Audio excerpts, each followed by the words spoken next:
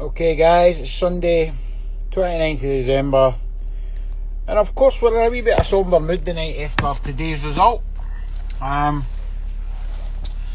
against Sevco. Watched the game, didn't watch it live because I was working last night as per, so I got up, watched the game and catch up, try to avoid social media as you do. And it was another tense affair, tense game. Sevco dominating the game again like they done in the cup final, but on this occasion we weren't quite as lucky and we lost the game 2-1.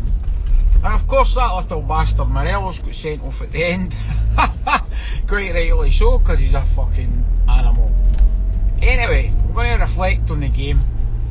As far as I'm concerned, things are still well within our control. Celtic will go away on the back of this defeat, like they did the last season. They lost the game before the winter split, and they came back stronger. I think Celtic will do the same. We'll strengthen, we'll bring in a few new faces, we'll regroup. Of course they're going to be on a high, because the game for them today was massive for us as well, but it was massive for them. If they'd went 8 points behind, that would have been really difficult for them in the second half of the season to get back into it. It's always a 6 pointer. We always say that's a 6 pointer. It was a 6 pointer. We could have been 8 points clear. We're only 2 clear, but we're still top, you know. But let's be honest, the last half dozen games, which 3 of them I've been to and watched the team, we haven't really been firing on all cylinders like and like I say, we were lucky to win the cup, but we won it. At the end of the day, it's still a trophy in the bag.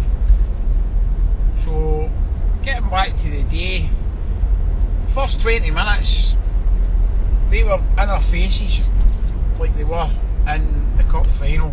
It was a very similar approach that Steven Gerrard's, his tactics were pretty similar to the cup final, and they were on the front foot. And to be fair, I mean, Big Fraser didn't have that much today. They only had a few shots on goal, so he wasn't involved in the game as much as he was in the cup final. He wasn't. The chances he did take, he had no chance. I mean, the Ryan Kent goal, pass after the cunt, it was a cracking finish. And Celtic go up the park within the space of about 3 or 4 minutes and get a penalty, which was a penalty. There's no disputing that there. I thought Clancy refereed the game really well today. Sometimes we can talk about referees as being part of the reason behind a defeat, but he played well. He refereed the game well, so game is due. So anyway, yeah, we went back out the park, got the penalty, Julian getting fouled there in the box. And to be fair, the Christie penalty, he took it really well. It was hard, it was going in the corner, and McGregor just guessed right, dived, got his two good hands on it, put it away. And yeah, it was disappointing at that point not to get that equaliser, because we were starting to come into the game and around about the 25-minute mark. But yeah, and like the week before, or I think a few weeks before, when Christie had a penalty, he managed to get the rebound. The way McGregor obviously saved that, pushed it well away to the side, and there wasn't any chance of that. So for about 25-30 minutes on, Celtic did, after the penalty miss, Celtic actually started playing a bit better, getting into the game. We still couldn't get a front four in the game as much as we wanted.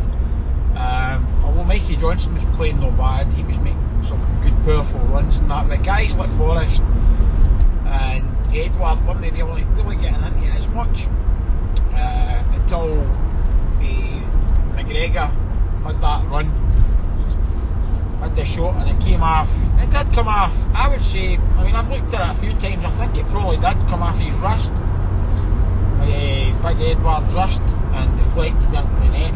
Quite an unfortunate goal.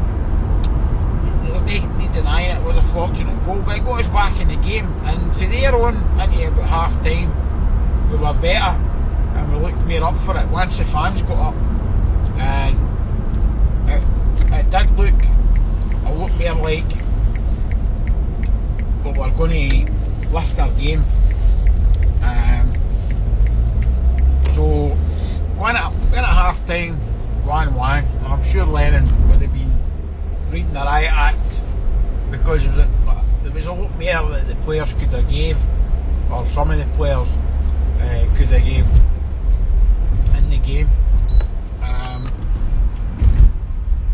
and they come out second half and it wasn't too bad, I mean at least guys like Christie and Forrest were getting on the ball a bit more, back to front. They were playing no bad. It was quite an even half, and then they get their goal, or they get the second goal for that Barisic, who they must have known was deadly in the air. He scored a few goals with his heat. It wasn't defended that great. I think it was Aya didn't really get up with the big Croatian did rise up quite well to the ball, just got up there ahead of Aya didn't get up well, and he managed to squeeze it in, and again no fault to Fraser Foster, because it was right in the corner. It was a well taken goal. So 2-1, and for after they get their goal, all they want to do is to waste time, and fair dues. I mean that's what Celtic would have done in that position as well, and that's what they started doing. Basically every time ball went out, every time they had a free kick, any time McGregor got the ball, they were stalling, they were playing for time. I mean they probably burnt about 10 minutes after the clock doing that, but again teams do that. We've done it ourselves.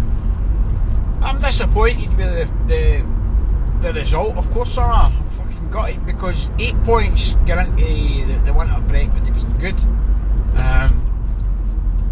Go for it, lad. But we're still top of the league. Yeah, they've got a game in hand, and if they win it they'll go a point ahead, but a point's nothing, and they've still got to win the game. And I think they've the money to strength. They might lose a couple of players in the January window. Celtic will strength, I think we'll come back revigorated, and they'll look at analysing that game in the next 3 weeks.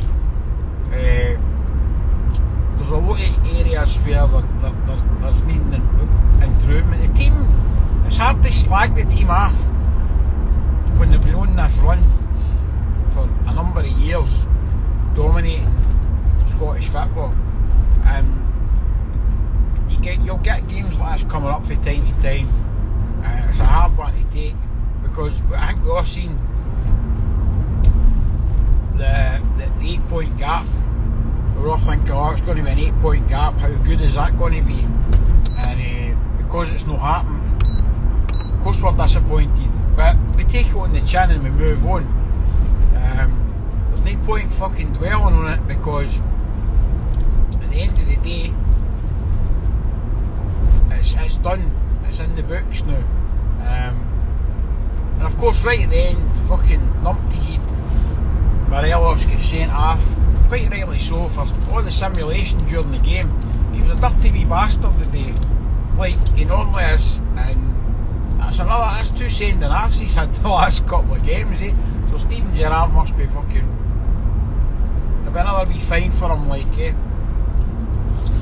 can see what I meant to Steven Gerrard at the end of the game, He used to be a hero of mine, I'm a Liverpool fan as well, Celtic's my main team obviously, Liverpool is my second team, and as soon as he fucking went to Rangers, that was it, but you see what it meant to him, he passionate about it. I could sit here driving to work, I could sit here and fucking moan and moan and bitch, whine that and the next thing, but to be honest, in the last 2 games that we've played against them, there's not really much I can complain about, apart from Morelos, who we all know about anyway as a fucking little animal. There's nothing really other than that. The referee was good, never done anything wrong.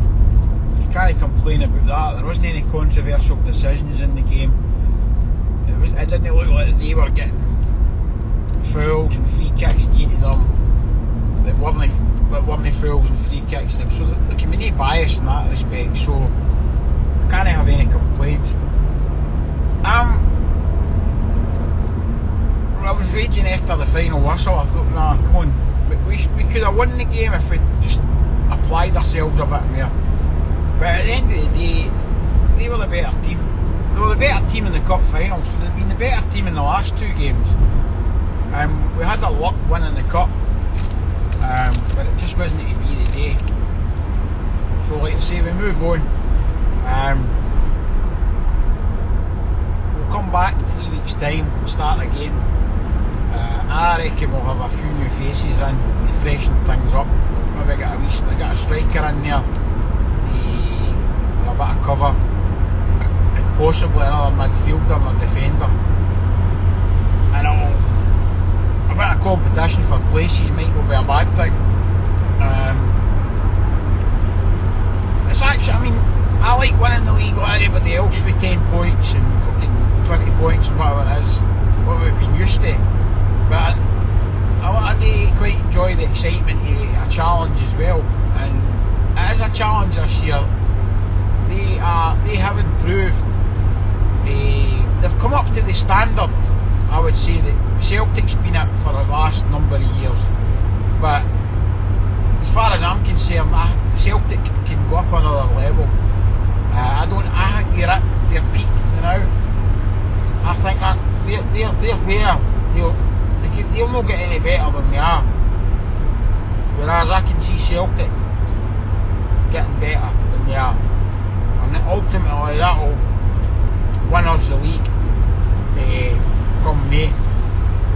So, aye. Anyway guys, Glasgow Celtic Show, episode 28. Like I said, I think we're still in control.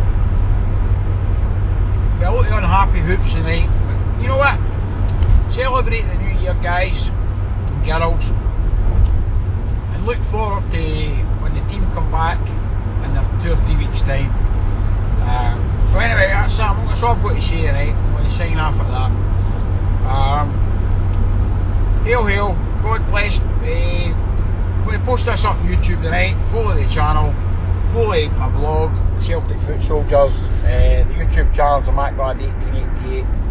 And we'll catch you probably sometime in the next month or so, or maybe at the end of January with the next one. Hail, hail, God bless, and a Happy New Year.